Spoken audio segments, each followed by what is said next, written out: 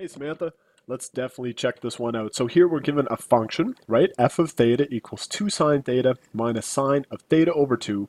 And we're really asked to evaluate f of pi over 3. So if I just write that in, f of pi over 3, that's going to be 2 times the sine of pi over 3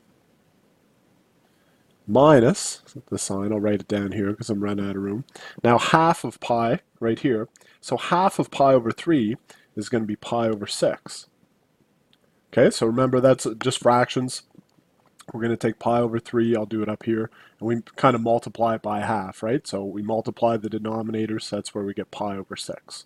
So now what we're going to do, we're just going to evaluate this. So 2 times the sine of pi over 3. So the sine of pi over 3, we can hit up our unit circle. Pi over 3 is right here. So the sine of pi over 3 is just that y component. So that simplifies to root 3 over 2. So we can go up here, we can just write this in. Let me just make some room here, I guess.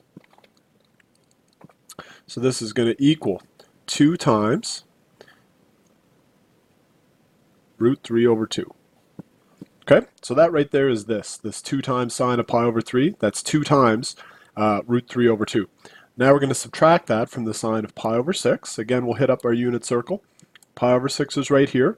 The sine of that is the y component, which is a half. So minus a half. Now, let me just make some more room and I'll write this up here for us. We're just going to combine those up, right? I'll multiply and subtract. All right, so I'll do it up here in a different color. So 2 times root 3 over 2, that's just going to be 2 root 3 over 2.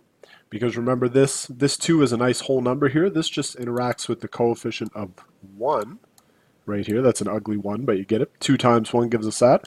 Minus a half. We have common denominators here and here, so that's cool. We can just literally write all this whole thing over 2 because remember when we add or subtract fractions, when we have common denominators, we don't really mess with them. They don't get added or subtracted in any way. And lastly, we'll just express the numerators. So 2 root 3 minus 1. That's all we can really do. These are two different species of numbers. This is some crazy mixed radical or irrational number. This is just a nice whole number, -1 up here. So there it is right there, buddy. Hope that helps.